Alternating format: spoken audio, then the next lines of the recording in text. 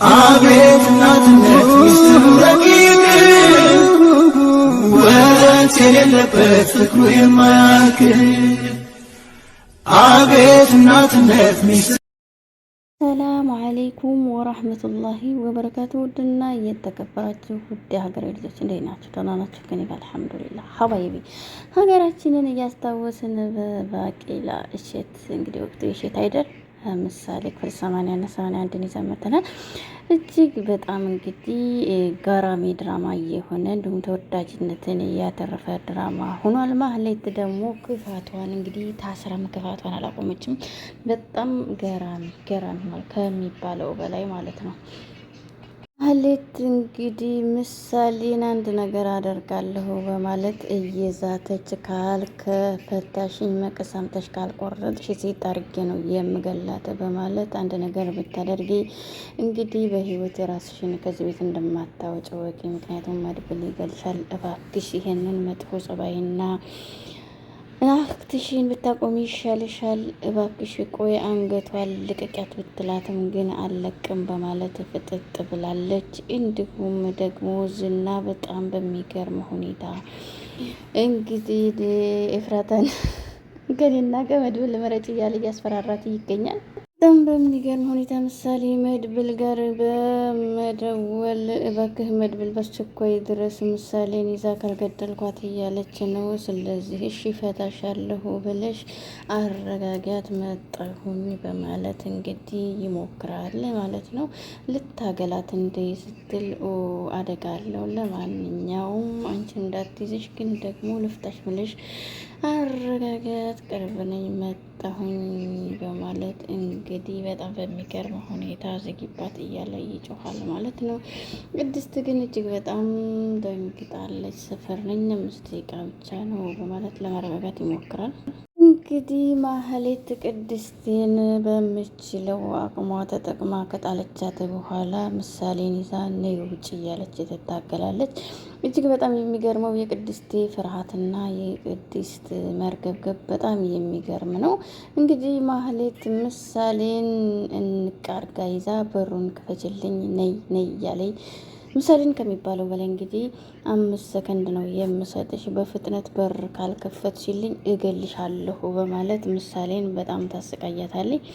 በዚህ መካከል እንግዲህ ጉራዋን እየዘቸረቸረች በሚገርም ሁኔታ እንግዲህ በሩን ልቀቁልኝ፣ አንድ ነገር ከማድረጌ በፊት እንግዲህ ልቀቁ ስትል ህይወትሽን ያሳጣሻል እባክሽ በማለት እንግዲህ ብታደም ብታደርጊ መግደም ሳይሆን አናትሽን ብዬ ከምገላግልሽ አርፈሽ ተቀመጪ ሲላት እንግዲህ እጅግ በጣም በፍርሃት ውስጥ ሆና እንግዳውስ ገላታለሁ አላለችም።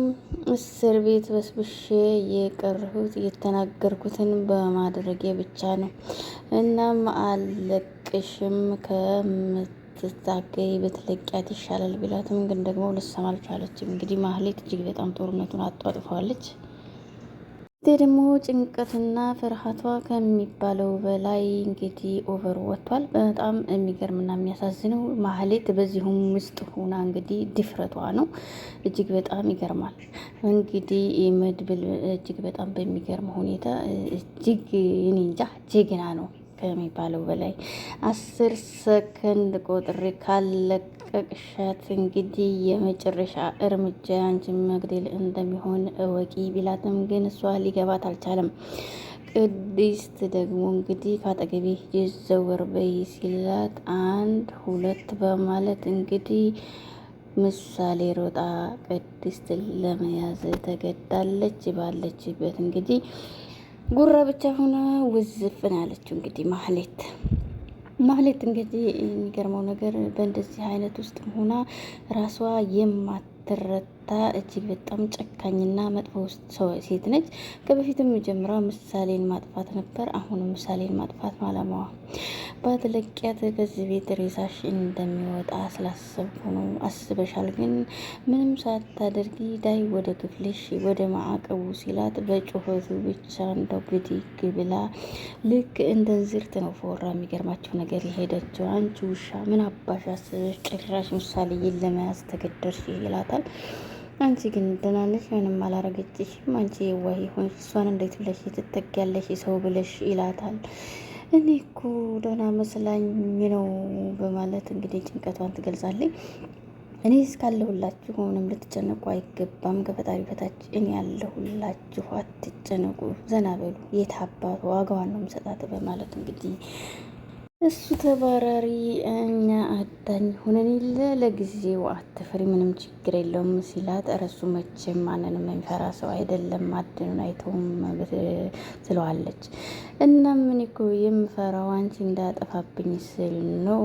እሱ ከመጣ ለመድብል ብቻ ነው የምንደውለው ስንል፣ ለማንኛውም መድብል ስልኩን እስከሚያነሳ ድረስ እንግዲህ እሱኛ ድራሻችን እንደሚያጠፋ አታውቅም በማለት ኦኬ እኛ እኮ ለመኖር እንጂ ለመሞት ከሆነማ ሁላችንም ፊት ለፊት መጋጠም አቅቶን አይደለም ትላለች። ይህ ጭንቁ ቀን ከመጣ ጥይሽን ለመሄድ ሳይሆን ተጋፍጬ አንቺን ለማዳን ብቻ ነው። ጀግንነት ለራስ ነው።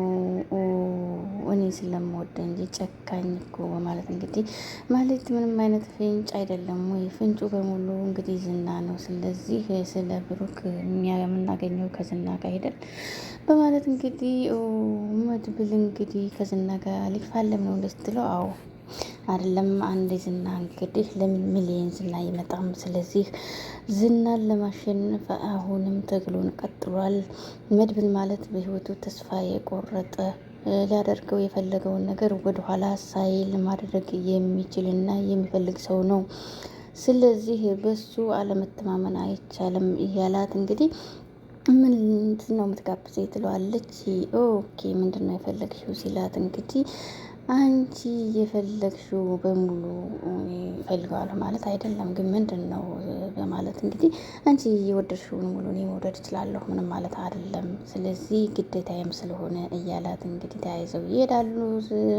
ሞገሴና ሉላዬ ቅድስትና ምሳሌዬ ደግሞ እየተጫወቱ እጅግ በጣም እንግዲህ ደስ የሚለይ ጨዋታቸው ሞቅ ብሏል። እናትና ልጅ ሆነው ማለት ነው።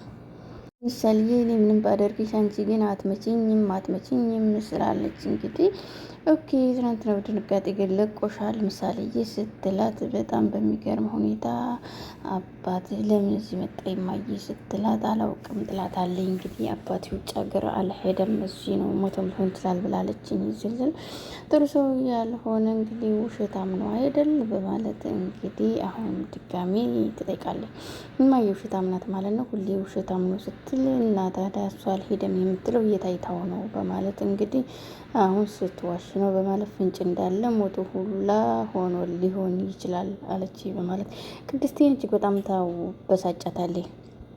እናም በዚህ መካከል እንግዲህ እሷ ጋር ድርሽ አትይም። እሱ ሲመጣ ምንም እንደፈለገች ይጠይቃታል። ስለዚህ ጥያቄ አታብዢ፣ ለምን እንደመጣ ባናውቅም ግን አጎቴን ሰርፕራይዝ እናድርገው ትላታለች።